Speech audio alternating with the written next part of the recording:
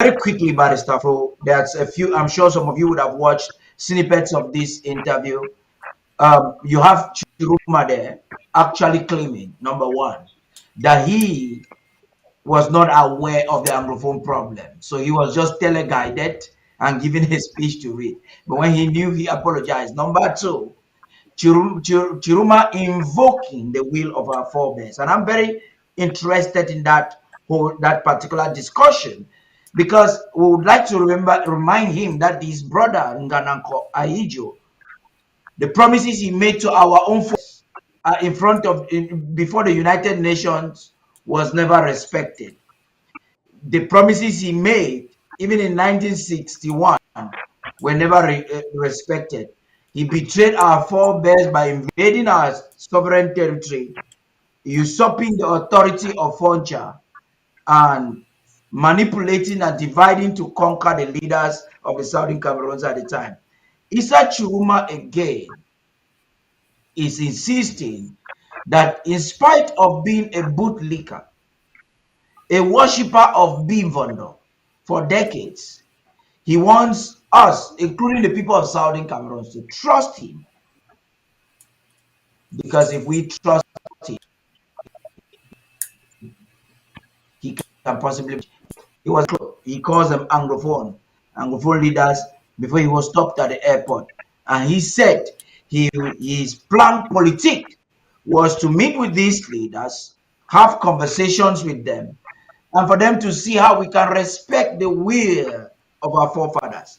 That is a very serious statement, and that's where we should discuss because Bamenda is one of those places where they're trying to see if they could enforce or foster this manipulation and to get people into whatever elections they call it. So let's get to talk on that real quickly before the draft begins. Please, I'll begin with you, Barrister Fru.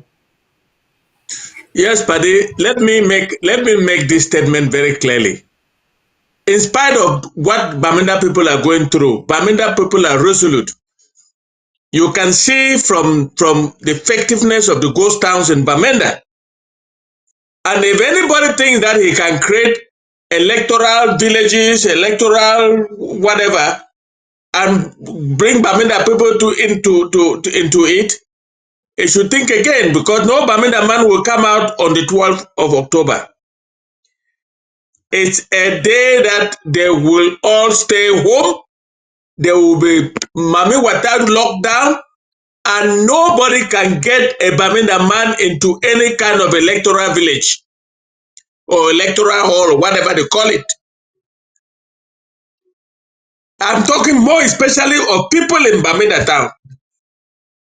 Now, Paddy, I listened to Issa Tchiroma very carefully.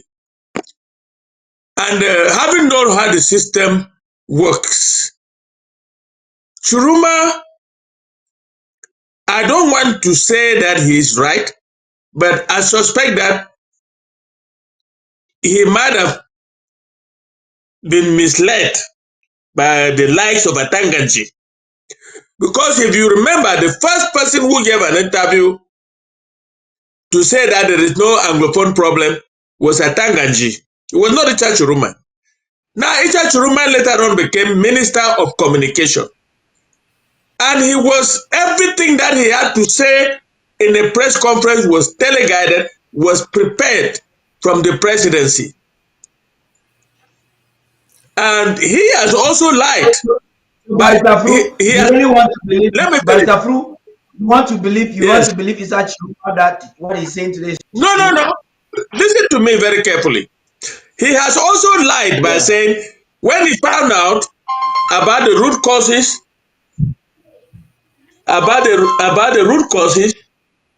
he apologized. That's not true. He apologized to whom?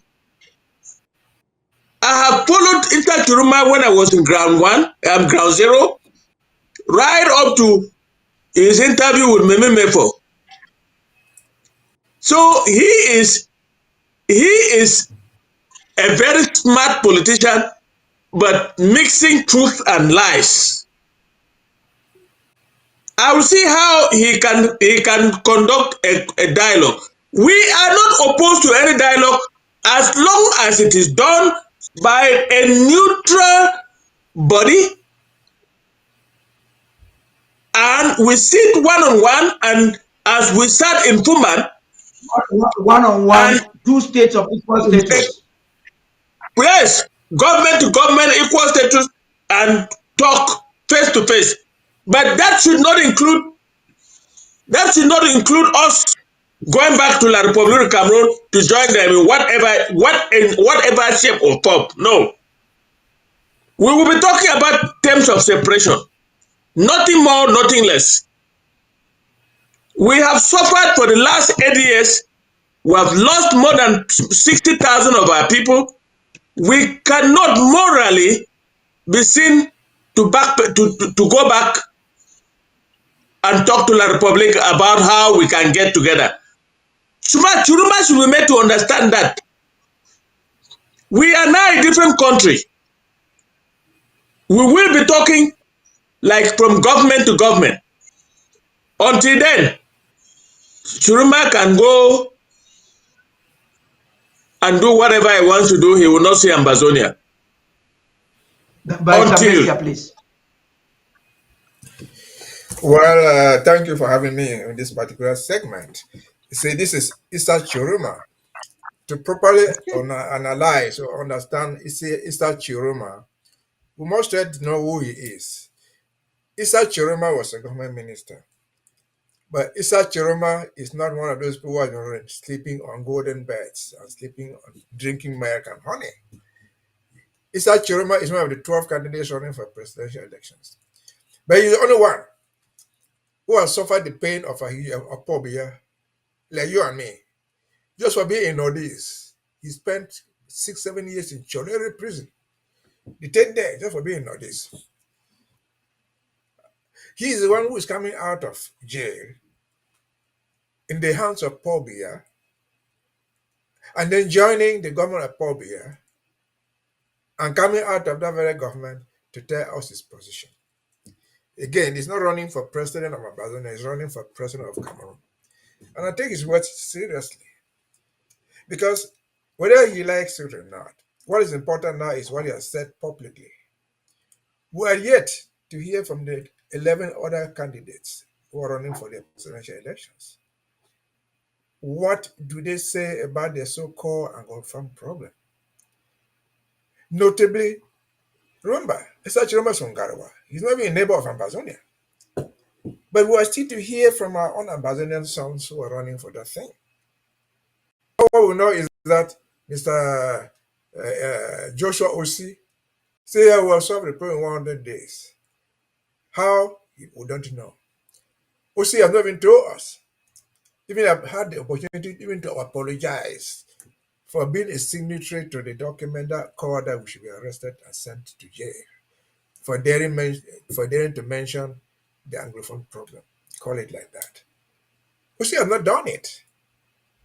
We have not heard anything from Akerimona.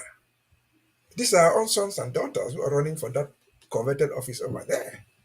And so I give credit to this man for even just telling the truth. Yes, he was misled, or he was misled or not. But we must not forget, we are also educated people. He was a minister of communication. And he said, I listened to that interview, he's not responsible for what he said. He was the spokesman of a government. And he spoke for the government. Even from a government ministry, they gave him what to write and he wrote and spoke.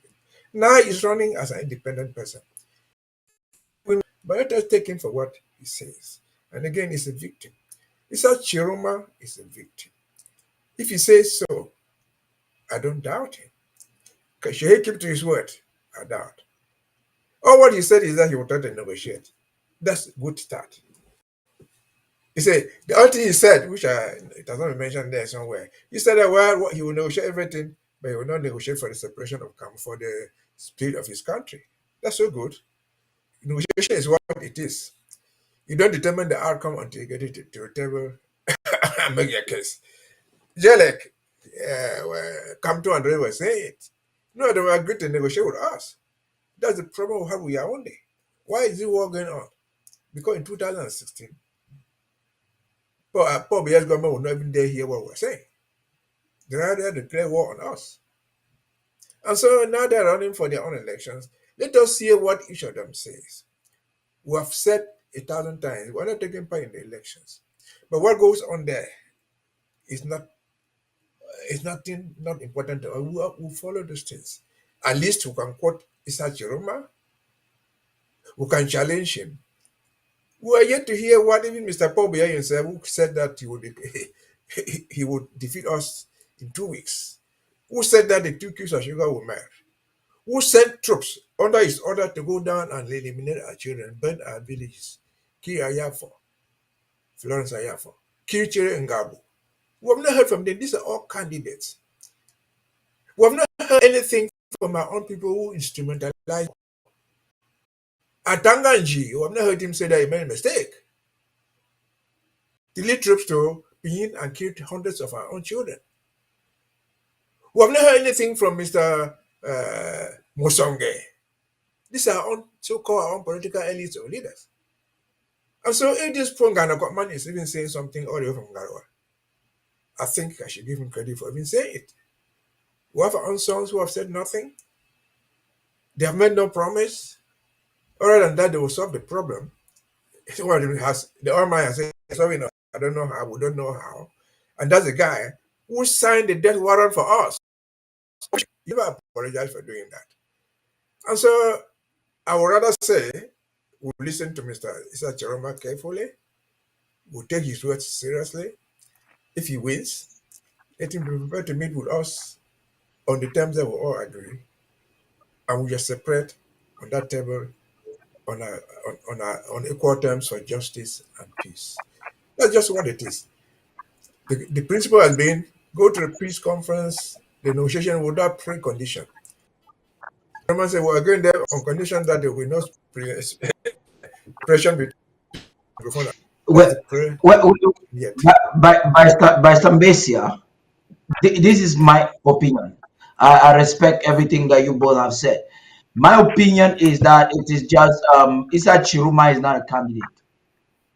What I'm saying is a little sarcastic, but like I said, it's my opinion. I think that the Franco Cameroon mafia has staged Belobuba Maigari and Issa Tchiroma as a strategic attempt to distract people from having a true leader rise up.